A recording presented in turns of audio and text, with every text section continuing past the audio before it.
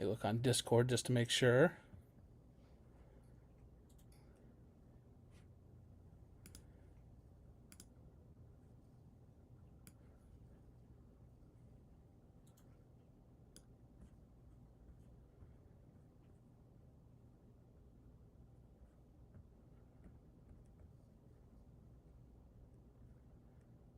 Okay. So why didn't the bot join?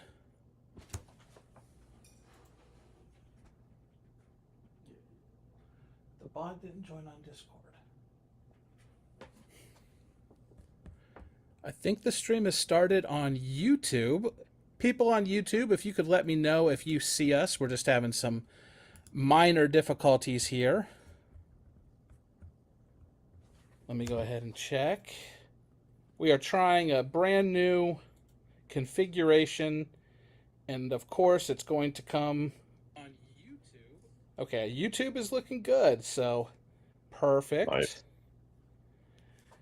And now I have to wonder, why did our friend not join on Discord? So, Cameron, I'm actually going to have you, if you could for a second, maybe talk a little bit about some of the chases that you went on during your chasecation, maybe some of the highlights with our wonderful people who are on YouTube right Yeah, now. sure. And then I'm going to go ahead and troubleshoot here and get Discord up and running real quickly. Sounds good. And you're definitely going to want to stay here if you're on YouTube. I'm going into Cape, and Cape is, probably something that you're like, oh, I know this stuff already, but I'm going to go into a lot of detail and kind of the philosophy on how Cape actually works for updrafts, and some potential reasons why Cape might not be realized. So this will be a fun one, so definitely stay tuned. Otherwise, yeah, as Gabe said, I just got back from my chasecation. Been telling everyone at work, like, was it good? Was it relaxing? I'm like, it's never relaxing, but it's fun. Man, what did we do? We went to Northeast New Mexico first. Saw a wicked shelf cloud there and a really good sunset. Saw the Effingham tornado 2 days later, so that was a lot of driving, and then we had to drive back into the Great Plains, Kansas and Colorado for pretty much daily MCSs. This year has just been such a tease. It's just been, I'm a structure junkie, and there just wasn't any good opportunities, I feel like, for like just incredible structure until the very tail end of our chase. So definitely think we saw all that there was to see at that little stint. But yeah, chasecation is gonna be really hit or miss. I feel like a cursed chasecation every year, and I feel like I finally broke it this year. Um, so we'll see how that continues next year. I know I'm doing my little trip with Trey and Kyle and Hunter next year, so it'll be really fun.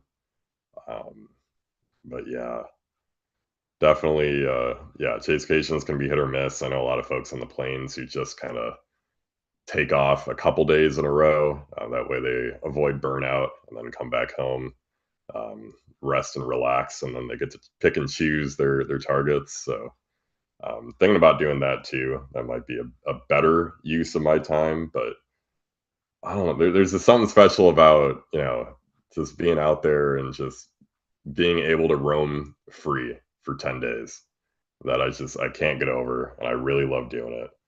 And I'm really happy that we're doing that here at Chaser Coaching. I think that'll be a really cool opportunity for some people. There's just nothing like it. I did it college when I first started, um, and we had these 10-day trips that were literally ran by the university. Not very common, but Valparaiso University. We had these 10-day trips that were actually ran by the professors there. They'd take us out. We'd see tornadoes, we'd see supercells, and I think that's where my love for that came from. So I don't know. As much as I say I'll try to be more efficient with my time, I think I just love chasecations so much that just can't go back. I hope I'm rambling well enough. Um, as I'm an introvert, so at a certain point, I will run out of things to say, and I'll just sit here and stare blankly at the camera until Gabe can get his, you know what, together. But we'll we'll persevere. Hopefully, everything's all right, and you people from Discord can help join us. We'll truly make it a party. Again, if you're just joining in from YouTube, we've got a couple technical difficulties. That is why I'm going on a seemingly old person rant or just ramble about random things and life. So if you're just joining me, um, you know, it's not my forte, but I do love to gab every once in a while. We'll be talking about Cape here in a minute, and a lot of the nuances as to what goes into Cape and why some days actually don't reach their full potential. There's a lot of things like entrainment and actually freezing that can help change the Cape profile. And I think we're going to talk about all of those today. So if you think you know Cape already, definitely encourage you to stay here. I think we'll approach it from a more philosophical point of view and dig a little bit deeper into what it means to be a parcel with Cape. What does it mean to be a parcel?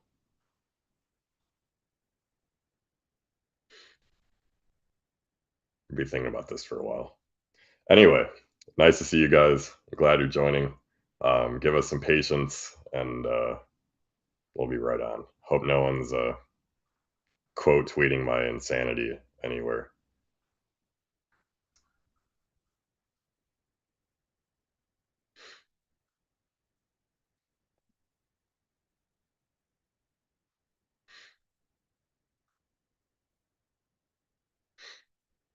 I will tease y'all with my presentation.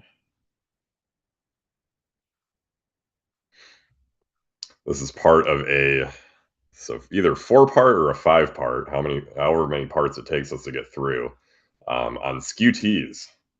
A lot of y'all know that I first really got into meteorology doing photographs. I think Skew-Ts are just as beautiful. I think just like the amount of things and concepts that go into Skew-Ts are just literally twice as much as a photograph. Because if you think about it, a photograph just is one dimension, right? It's the wind. Whereas a Skew-T really has two. It has this temperature profile and it has a moisture profile. And so that really doubles the amount of things that we can talk about and dive deeply into. And I know earlier we talked a lot about moisture and how that can contribute to um, just overall storm behavior and precipitation efficiency and whatnot. I think today we're going to be mostly focused on this temperature profile with a little bit of nuance here. And later on, we're going to throw it all together and talk about the effective inflow layer, which is this thing. This will be probably a couple coaching sessions into the future, but this is one of my favorite. I'm trying to devise a way to kind of rethink this.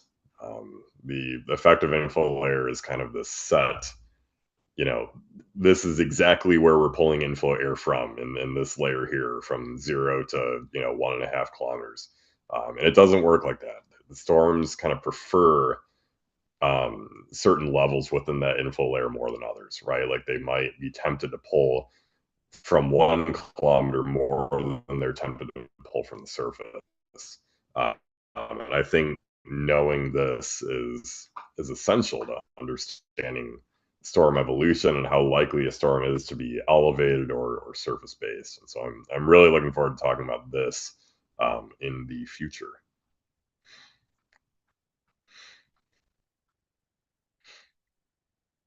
I can ramble on and on about meteorology when it's organized and have things to talk about. I'm gonna I'm not gonna leave out our fellow people from Discord here. But I have a pretty good feeling in the next 5 minutes or so, should probably start getting going, and chatting about Skew-Ts, just what we came here to talk about. Again, we're having technical difficulties. Gabe is on it. I think we're going to solve it pretty soon, but we'll see. Um, may be trying to chat with me, and I'm awful, and I don't read my text messages. Oh, thank goodness. Oh my goodness.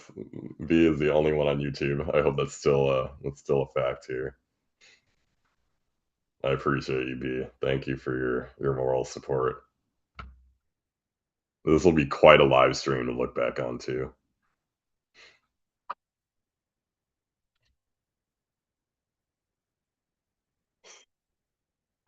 Don't make me keep rambling if you're the only person on here though. No, Cameron, just go ahead and start with your presentation. I'm not sure if we're going to be able to get Discord started up. They'll be able to Shoot. watch the presentation, but let's just go ahead and start it up for our people that are on YouTube. We appreciate you all hanging in there with us. And Yeah, also, if you are watching this back on Discord, we're going to find a way to take care of you guys, make sure you get value for things not working. So, very sorry about that. absolutely. Yeah, so yeah, this started with a pretty long ramble, as we were kind of waiting for technical difficulties to sort out. And again, I apologize for y'all people on Discord. I know that we'll get to a point where we can do some kind of Q&A about this in the future. Definitely want to keep things rolling though, and talk about buoyancy though, and Cape. And Cape is one of those things that sounds really easy, and you're probably like, oh, I know this already. Sign off. Encourage you not to do that. I think there is so much nuance about Cape that could really actually help us improve our forecasting game. It just isn't being talked about enough. So I want to go into that in detail today, and help give you kind of a better idea of what really is Cape.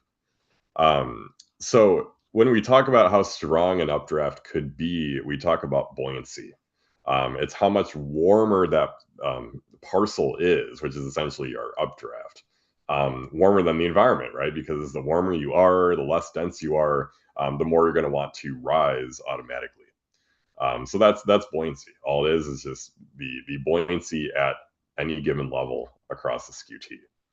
And what CAPE is, it's the integral of this buoyancy. So literally, if you haven't taken calculus yet, it could be kind of defined as the area between these curves, between our updraft temperature and our environmental temperature.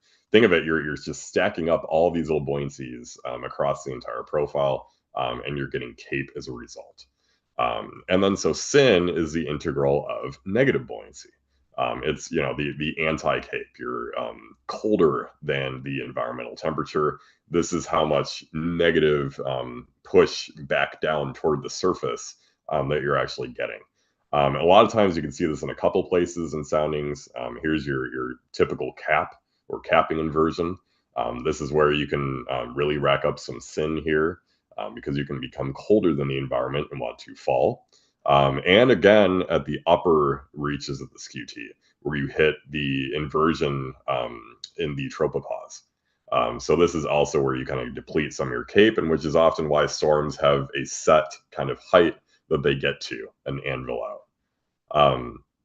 And so why cape is so important though is it causes updrafts to accelerate, literally get faster as they go up. So what this means is you might start out as an updraft 10 meters per second at 5 kilometers, 20 meters per second then at 6 or 7 kilometers, and the more cape you have, the more you speed up over time. So the more area you're kind of stacking up against each other, the more you're just going to keep racking up updraft speed. It's almost like the longer you put your foot on the accelerator, the faster you're ultimately going to get to. And so why low level cape is so important is that the more cape that there is in these lowest reaches, the faster your low level updraft can be, and the quicker you can get to these higher speeds.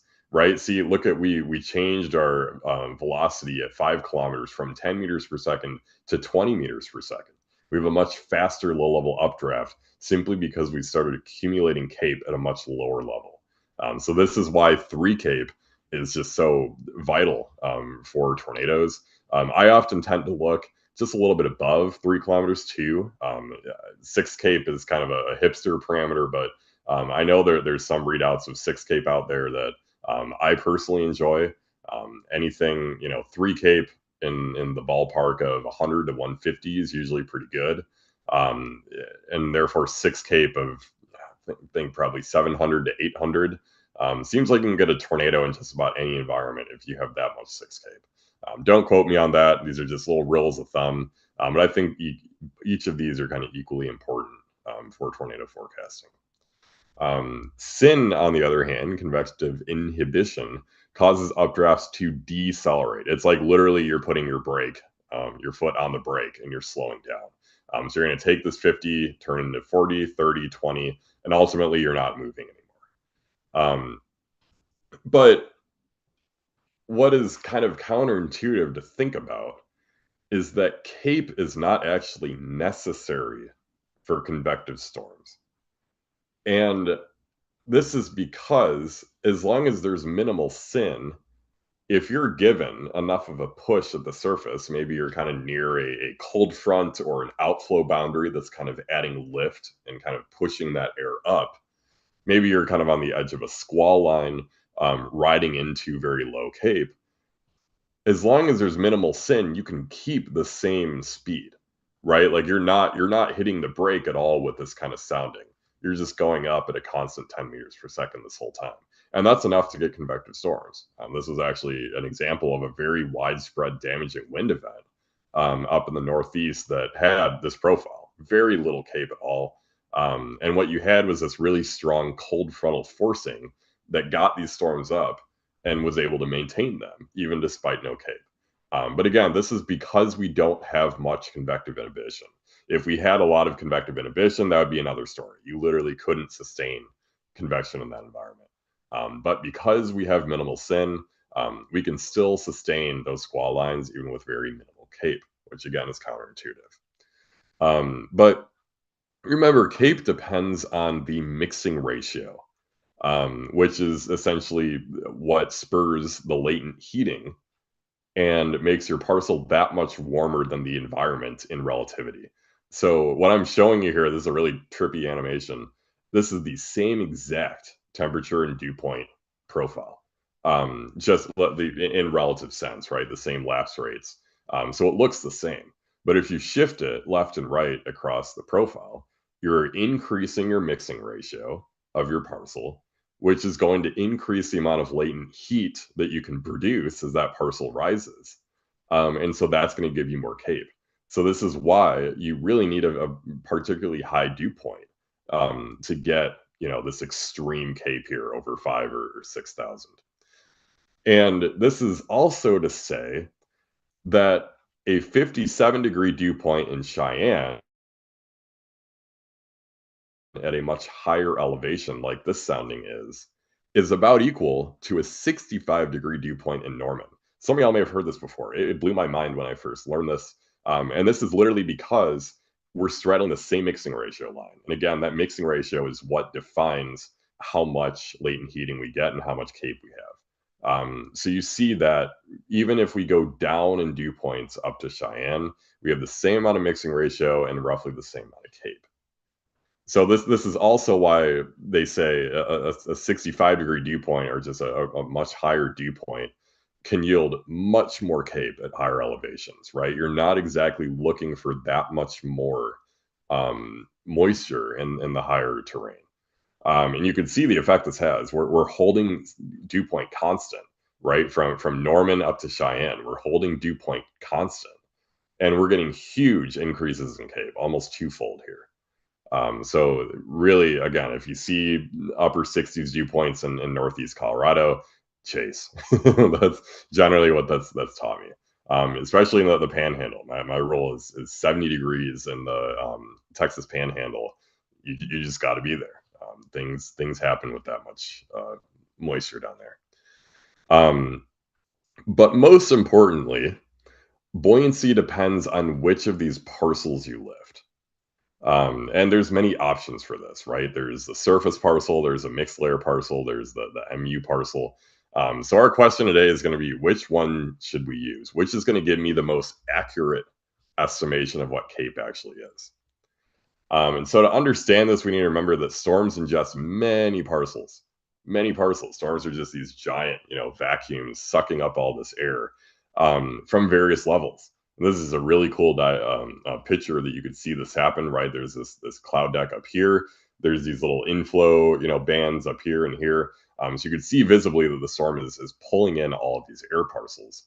And I have to kind of disclaim here that these three parcels, this MU, this ML, this surface space, really simplify this process significantly, to the point where we're dumbing this down to probably more than we should, as kind of a community. But this is what we use anyway, currently. So we're going to talk about why we use these and what kind of results you can get. So for a surface-based parcel, all you're gonna do is lift the surface parcel, right? Our temperature and our dew point. We're gonna lift that up, temperature up the dry adiabat and moisture up the mixing ratio line, and then you're gonna get CAPE. And what most people don't like about this, myself included, is that it is not realistic at all. I would even hedge to say this is wildly unrealistic. It only considers parcels from 2 meters off the ground, which, again, if you look at the storm right here, it's pulling parcels from everywhere, right? Like 1 to even 2, 3 kilometers deep. It's not pulling from just 2 meters off the ground. That you can reach that height. So very, very unrealistic. You're generally advised to avoid surface-based CAPE. Um, Mixed layer CAPE, on the other hand, is you take an average of the temperature and moisture profiles in the low levels from the surface to about 100 millibars up, and this is what you lift instead. And it's usually going to be a little bit lower than your surface-based CAPE. See, we have 2,500 instead of 3,000. But it's generally going to be more realistic since it averages these low levels out. And any weird kind of incongruencies you have, maybe this is an error down here, you're going to smooth those out and it's going to look a lot nicer.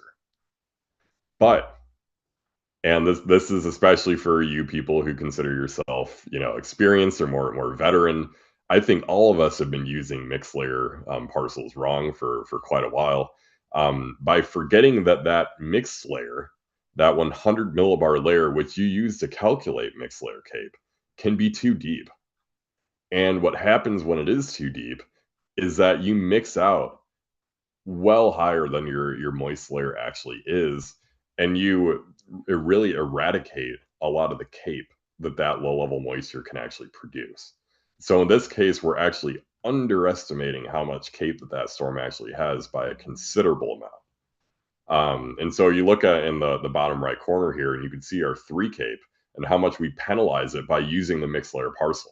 Our surface parcel, we have, probably over 150 to 200, and we penalize that a lot by mixing too deep. This is not doing us any favors. This is actually meteorologically not very sound. And this is especially the case when you get into higher elevations, where that 100 millibars gets a lot deeper. And so now we're mixing out a heck of a lot of CAPE. And again, we're, cutting our 3 kilometer CAPE even more than in half. So this is just something to remember, that when you use 3 CAPE, it is very sensitive to these shallow moist layers here. And when you use 3 CAPE off a SharpEye interface or the SPC's mesoanalysis site, this is using that mixed layer CAPE. So just be careful. Here's kind of an example of this. This was what the SPC's mesoanalysis showed. Very little over 25 to 50 CAPE in this region. But using surface-based 3 CAPE, we had over 100 in this little area here. This actually produced a very photogenic tornado here up in the Oklahoma Panhandle near Felt, that I missed because I don't know what I was chasing. I was chasing down here. There's no coming back from that. I don't know why we were down here, but it looked good to me at the time. So our most unstable parcel then is you find the parcel with the highest theta E in the lowest 300 millibars, essentially the most unstable of any parcel that you could lift. So we're going to check this one, we're going to check that one, we're going to check that one. Ultimately, we find, ooh, this is the most unstable parcel in that sounding, so we're going to lift that. And then we get an extraordinary amount of cape here. And this is what you typically get with most unstable. You get the maximum possible cape that you can from your parcel.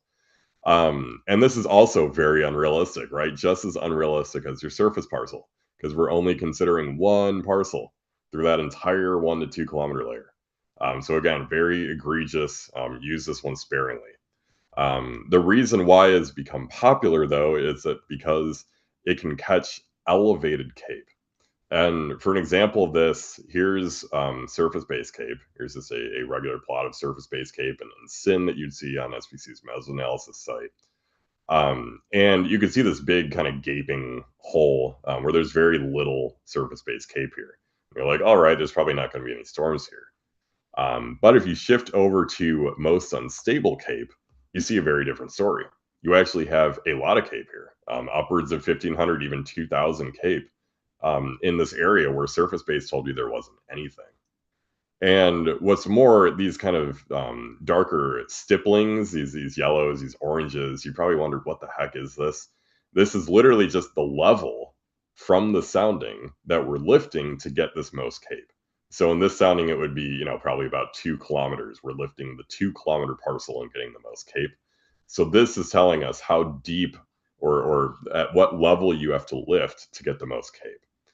So this is elevated cape. This is cape from an elevated parcel. And it's very important for convective storm forecasting because a lot of storms, derechos can initiate in elevated environments. Really damaging hail swaths can initiate in elevated environments. So it's really important to never neglect this elevated or MU cape. And this was just an example of what happened on this day. Lots of high wind and very large hail from storms that initiated north of that boundary in that elevated air mass. So the bottom line here is that neither surface-based ML or MU are the best parcels in any scenario. And I hate to be the bearer of bad news, but that's what you get when you really dumb down the process here. And in reality, a storm might source parcels with so many different capes. Right? You might be sourcing all the way from 0 to 1 kilometer or even 2 kilometer. Or it could be sourcing from something else entirely, right? It might actually be pulling from this layer here around 4 or 5 kilometers because we are unstable here. So again, just be wary. Cape is just a number. It's an approximation. Not always going to be realistic. You have to remember how to read a Skew-T in full, to know exactly where these storms are going to be sourcing their parcels from, and if they're going to be truly surface-based and have that potential to produce a tornado. So a common question then is, how much of this cape is actually realized out of a sounding? And this is a fascinating one because parcel theory, like we've been talking about, does not account for some really important things. Again, it was developed many years ago, and with that, we've kind of advanced since then and found out all of these other ways in which we can improve our cape calculations. And one of them is precipitation loading. More water can literally weigh down a parcel, reducing its buoyancy. So even if you have, 3,000, 4,000 cape in kind of a tropical environment, I put the palm trees here for a reason, you might not be using that much cape. It looks something like this, where you initially have, 3,750 cape, and then you maybe go down a bit through the weight of that parcel. You're simply not cooling as fast, these upper levels. So this can kind of weigh down your cape a little bit. Another really interesting one that I've become privy to is this phase change of your parcel to ice. When your parcel crosses that freezing level, this can actually add even more latent heating to the parcel. I think this is fascinating, and definitely not enough people are talking about this.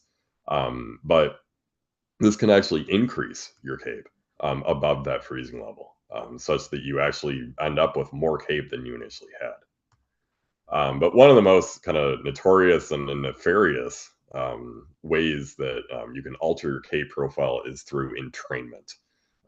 This is the bad word where cool, dry air from outside the updraft can mix into an updraft, kind of strangling it and reducing the amount of buoyancy that it has. And you can literally envision it like you're mixing together your environmental temperature into your parcel here, your updraft parcel. And so you get something when it's mixed that's halfway between the two. And so you can significantly deplete the amount of cape that you actually have if you have a really dry environment like this. But so the bottom line then for you as chasers is that traditional cape values that you see, below the sounding are usually the maximum that you can hope to achieve in a given environment.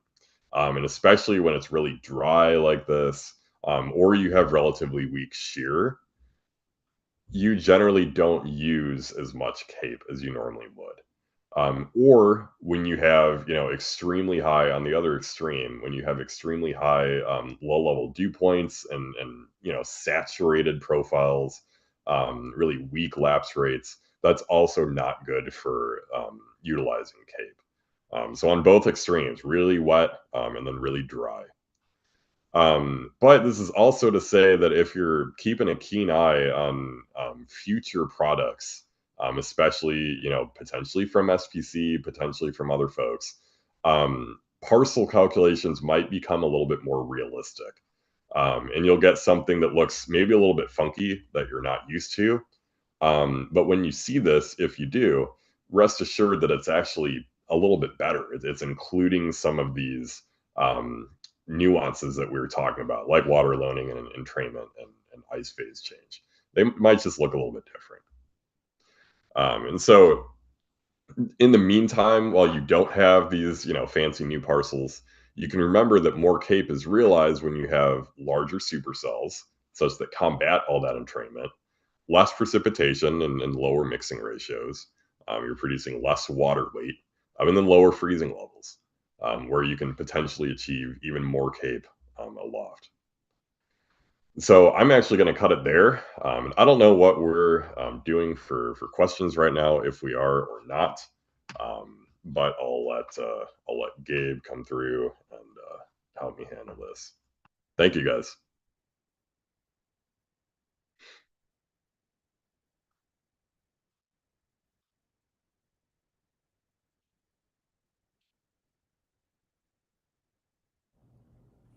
Okay, sorry. I don't know why this was not popping up. All right, Cameron, first of all, thank you for being such a trooper.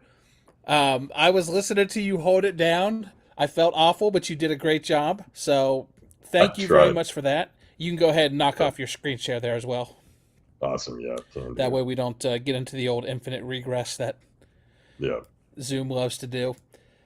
And all of you who are listening right now, watching along on Discord, watching along on YouTube, appreciate you bearing with us. Just to give you a tiny bit of insight, basically, we've been trying to set this up so that we can stream live on Discord and YouTube at the same time. It has been quite the laborious process. And it didn't work on Discord. If you were on YouTube, you didn't notice anything except two weird guys being awkward at the beginning. You should probably get used to that if you're going to be watching Storm Chaser coaching content. But on Discord, they saw nothing. And it turns out the reason was pretty simple but not obvious, and it is the fact that the Discord user token for the bot that we're using had expired, and Discord had rotated a new authorization token in. So I was running around like crazy trying to figure out where the failure point was. As soon as I found that, grabbed the new authorization token, tossed it into our code, everything started working perfectly. So I'd say probably about 10 minutes ago, Cameron, you were actually up and running on Discord. So Oh, nice. um, Okay. yeah, Cool so beans. everything is honky dory now. That was a little bit of a Freudian slip. Everything is hunky dory now. But all right, folks, if you are on Discord, if you are on YouTube, this is the part of the show where we take your questions. So give me a moment to collect my bearings. And Discord is already roasting us. We deserved it. We Yeah. appreciate that, folks. Yeah. Let me hear real quick from everybody. Are you seeing the Zoom call? Because that's what this is. It's a Zoom call being fed into Discord. And I'm looking at chat right now. Are you guys seeing everything okay? Does it look good to you? Do Cameron and I sound crisp and clear? We did a bunch of dry runs with the old user token and everything looked perfect, but I just want to make sure the experience is good for all of you before I proceed any further. Okay, looks like people are saying that it looks pretty good for them. Obviously, a little bit different than usual because you folks would have been able to get your questions in. So, Weaponized Anxiety, our wonderful mod, if you could go ahead and drop that command for the group coaching questions channel, let people know that they can get in the group coaching questions channel and ask their questions. And also, if you are on YouTube, now is your opportunity to ask questions, anything you'd like. It could be related to the presentation that you just heard. It could be anything related to storm chasing, meteorology. We should probably keep it weather related. Maybe something like your favorite hotels, your favorite food and stuff that are adjacent to storm chasing. But I don't know if Cameron's going to be able to get into anything existential like the meaning of life or something like that. So Yeah, or the we will have meaning to of what it's like to be a parcel. You know what it reminds me of when you said that? So there's that old Schoolhouse Rock video, I'm Just a Bill. Have you seen that? No. Yeah, you're significantly younger than me, so I understand. You probably don't even know what Schoolhouse Rock is. I've heard of it. Okay. Well, it just reminds me like I'm just a parcel. We should do like a little Yeah. anthropomorphized cartoon video where it's your voice singing I'm just a parcel. And you're just taking people through the life cycle of a first dry adiabatic and then later moist adiabatic rise through the Yeah. atmosphere. Yeah. It started from the bottom. Now we're here. Now we're here. Lovely. Wonderful. Let me go ahead and pop this open. Okay, cool. Dave SFD says yes, that they can hear loud and clear. So that is awesome. Appreciate you, Dave. Awesome. These will be much better put together in the future. We won't be running around like chickens with our heads cut off. This was the very first one. We did a bunch of dry Found runs. it happening. I swear I thought I had everything under control, and then of course the best But you laid didn't plans cry of though. mice and You men. told me you'd cry if it happened. Well, I had my video off for a reason. Oh, true. I was weeping gently as I attempted to fix the stream.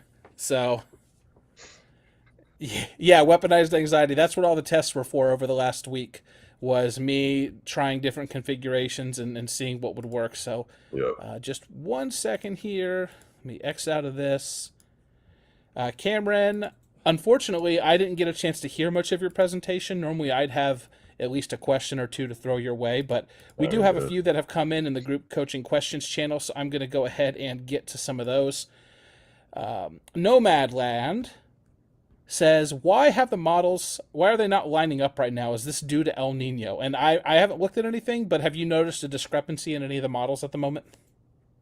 Why are the models not what? I missed a word. Lining up right now. Ooh. I don't have a direct answer to you.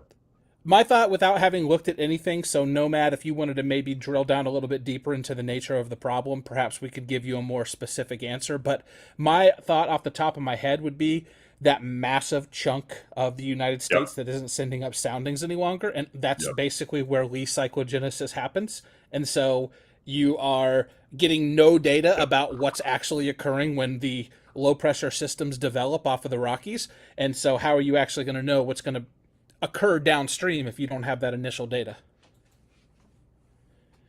And I know that it's a very sparsely populated area, Cameron, Absolutely. but would you think that out of all the places they could have afforded to cut some of the sounding launches, that those are probably some of the most critical ones, even though they are lesser populated and maybe not very, very close together? Yeah, I agree. Can you hear me? Yeah, I can hear you now. Can you hear me, good? Yep, I can hear you. Okay, awesome. Yeah, I was having network issues. Um, Cameron, you are glitching no, out a little bit. Cameron, you might want to jump. Maybe you want to jump out of the call and jump back in real quick. Man, I mean, it's tough. tough, to say, but the way you put it, right, it's the the And just like that, he was gone, mysteriously, like a thief in the night. All right. Boy, we are pulling out all the stops for this stream tonight, folks. We're putting Storm Chaser coaching, putting our best foot forward. Cameron, what's going absolutely. on? Yeah, what's up? Yeah, Okay, no, so this is you were not. just getting ready to respond to what it is I was sharing. Yeah, yeah. I do want to disclaim that this was not Gabe's fault this time. This is my own network bandwidth.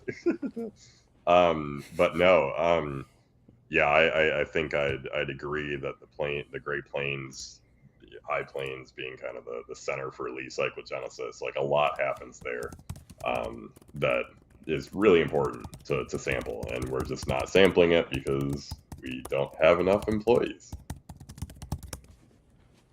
And so I'm not sure if you caught the last part of my answer to Nomadland, but I would think that you would want to cut maybe some of the stuff on even the East Coast, maybe, right? And you really want those sounding launches to happen in the places where leaf cyclogenesis is occurring, just because it matters so much for what you can actually predict downstream. Yeah, I mean, I think that's exactly what I was going to say. Was downstream is the key word.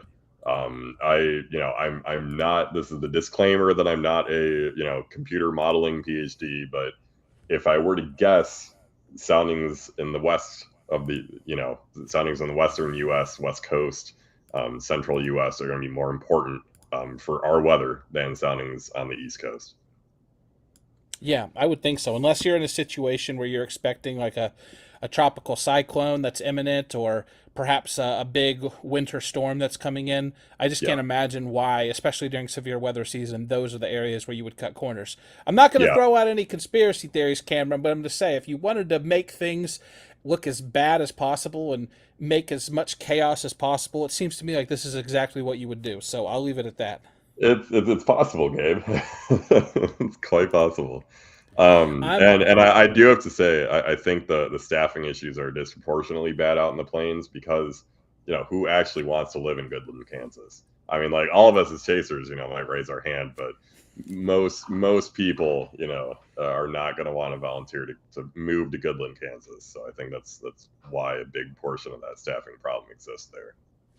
I mean, we could make an AI powered bot that releases sounding balloons. That doesn't seem like it's too difficult to pull off. Go for it. I think it'd Yeah, there probably we take go. you a day and a half. What if I, dude, creating some sort of AI product that solved the weather model crisis would be the hero that WX Twitter deserves. The hero One that no hundred one wanted, percent. but Oh god, I almost want to do that just because it would be too poetic. Next question comes in from Kazaki Senju. I've never actually pronounced your last name, Kazaki. So Kazaki. So I hope I got that right. What would you be looking for the water loading you mentioned on a Skew-T for the air parcel? Good question. yeah, that is a great one. I should have honestly showed some better examples. But what you're looking for is just a very saturated, almost kind of tropical Skew-T. One honestly that you'd probably pull during today in the Midwest or something like that. If you have lots of like a very high dew point and very lots of moisture in the lowest 3 kilometers, that's what you're dealing with. I could try to find one.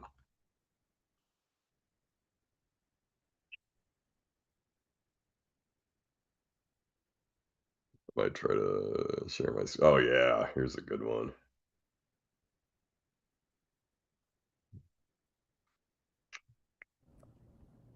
And if you're trying to share your screen, it hasn't. There we go. It's pulling up now. Okay, Yeah, there we perfect.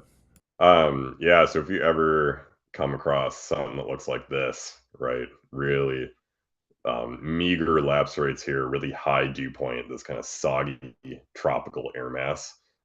This is going to really deplete the amount of CAPE that you can actually achieve. So even if your parcel, shows 2,500, 3,000 CAPE, like you're likely not going to realize all of that.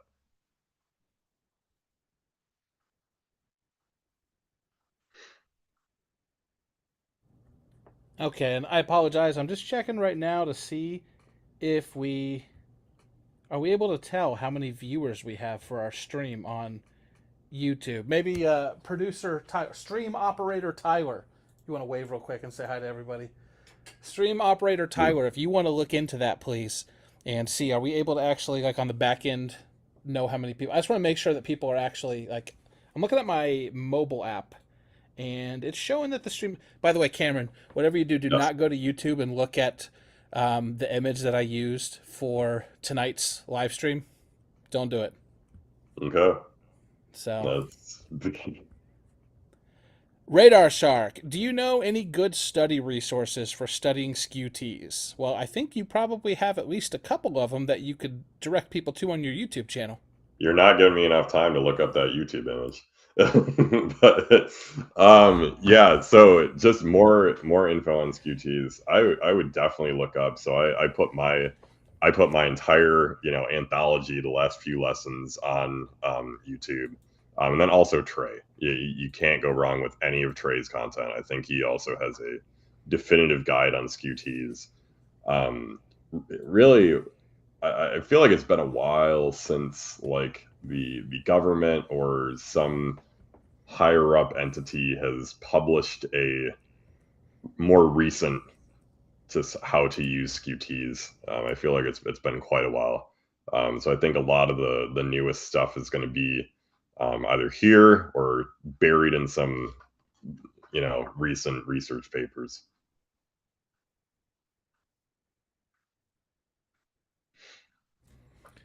Okay.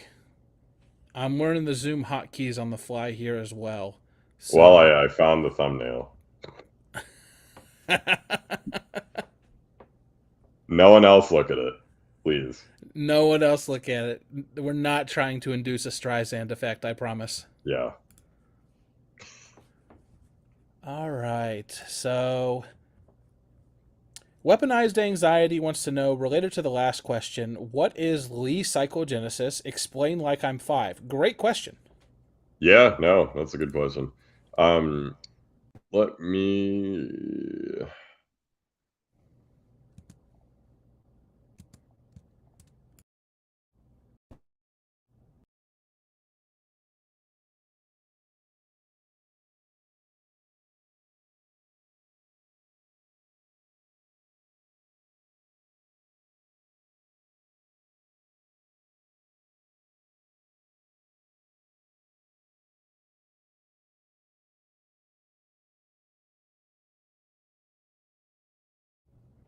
Do we still have you there, Cameron?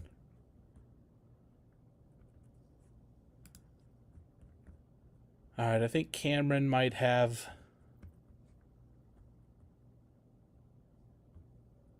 Can you guys still hear Cameron? Let me know, folks, if that actually works for you.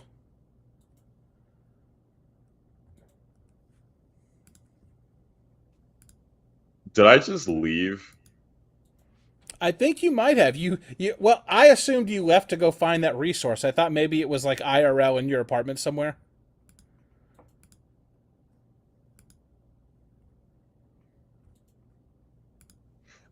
No, I was literally just clicking on pivotal weather from out of this meeting. Yeah, yeah. No, no, this um, is good. We're figuring out pain points here for yes, the future. absolutely. So if you could see this, so Yep, I can see Lee it. cycle, yeah, Lee cyclogenesis is quite. I'll give you the dumb definition first. Quite literally, when you get cyclogenesis in the lee of the Rockies. So when you get a strong low pressure system building um, off the kind of high plains of the U.S. And so how this happens is you can see, over the course of a day, we go from the nighttime into the daytime, and you have this really strengthening low pressure center here right off the Rockies. And how this usually happens is with a jet stream approaching, um, where you have something that's not at all like this at all. So I'm surprised that we're actually getting low pressure there. So I'll show you a more. I think this is kind of a function of this wonky flow pattern that we've got here.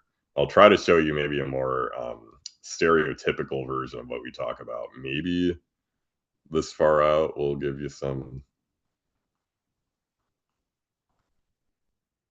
Yeah, so we develop this Lee cycle. Yeah, here's a perfect example, right? You get this low pressure that forms kind of just east of the Rockies and moves off into the Great Plains.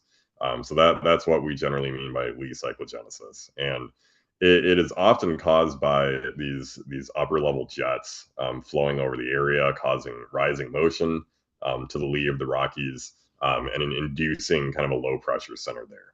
But it's a lot of it is this kind of rising motion that happens as the jets flow over the Rockies.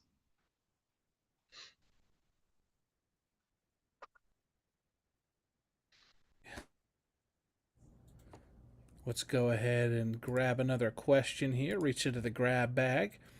Leo McIntosh wants to know, once a parcel reaches the level of free convection, will it usually reach the top of the Cape profile? For example, if there is Cape up to 12 kilometers, will it always go that high? Or is that just the maximum possible level that's affected by all the things you were talking about? Yes, it is the latter. It will not usually go that high. And let me, I guess I'm still sharing. Let me, jeez, I can't. Let me hide this. Um, so an example of that would be this right here, where if you whittle down your cape due to entrainment, it's not just the cape that you're whittling down, it's also how high your parcel can get, because it's going to hit that tropopause at a much lower level. It might even not even hit the tropopause if we entrain enough. So this is how you can wind up with not only depleted cape, but a lower kind of anvil level and storms that just don't get as high as they're supposed to. Does that make sense?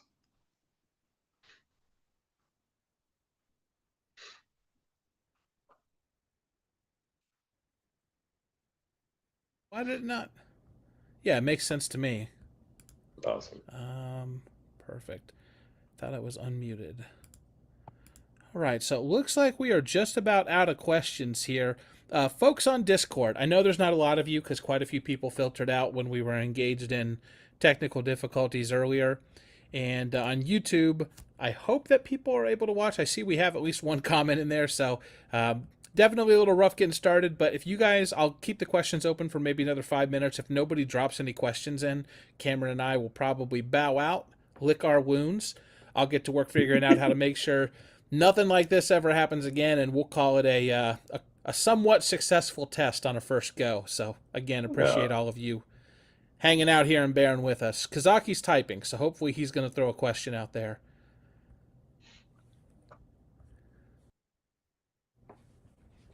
Dun, dun, dun.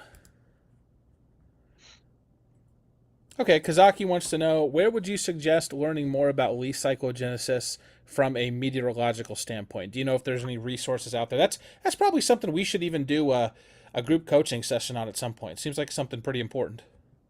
Yeah, I dedicate that one to Trey. I feel like you Yeah. do a really good job. I knew it that I could go to Habe Hints, good old Habe Hints, and find something that is exactly what I was looking for. Dude, the weatherprediction.com with the Habe's hints, Yep. man, that was a lifeline back in the day when I was first learning all this stuff. Yes. Still is. Still is. So if you I just realized this is going to no one. Can you see the link from here in the audience?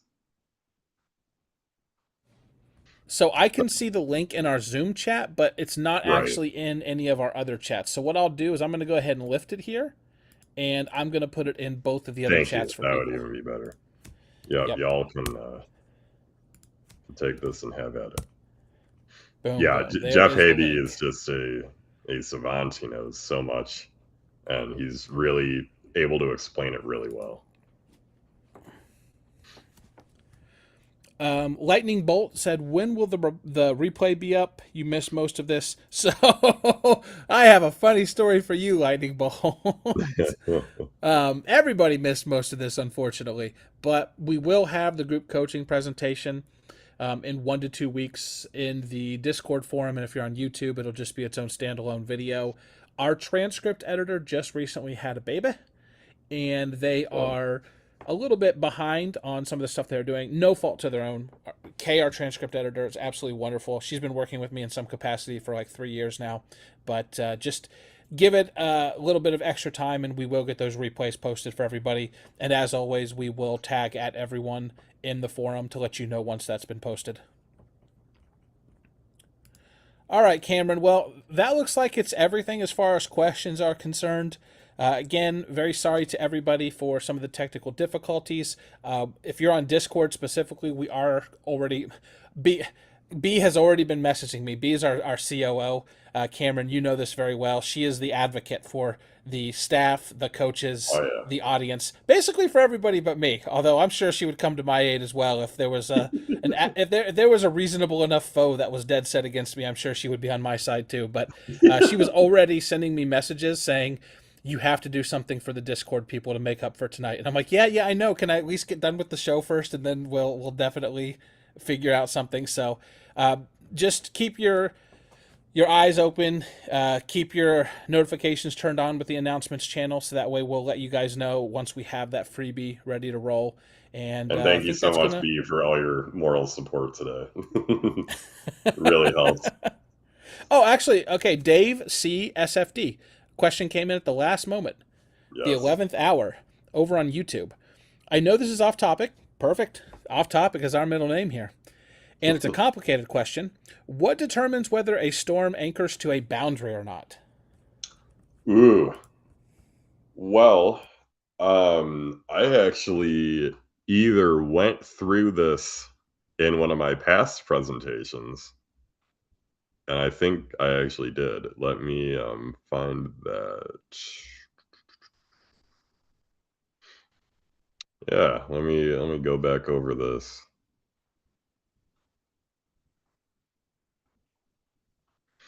So, what really, you know, forces a storm to anchor to the boundary is when you have a really sharp boundary, but you have a capped air mass east of that boundary, or capped and or really dry. Because when that happens, storms literally can't sustain off that boundary. If they try to move off, they're going to die. So the only way they're going to, survive is if they remain anchored or attached to that boundary. So a lot of prolific boundary producing tornado events have actually been capped east of the dry line. This actually produced several tornadoes, kind of like hybrid land spout type tornadoes in Kansas. And it's because you have nowhere else to go but the boundary. And of course, the boundary is your source for storm interactions, low level surface vorticity, all these fun things. Um, Likewise, though, or on the other hand, when the east side of our boundary is unstable, you'll get storms that form on the dry line and then move off. And you can see this is literally happening here over Oklahoma. The storms are moving off the dry line, and they are still surviving because you have an unstable air mass there. So sin is your big player here. Looks like you and the church have something in common. Yes, As bad humor. All right, that folks. was. Thank you all. Thank you all for hanging out with us, and we'll be back soon. Take care, folks. Adios.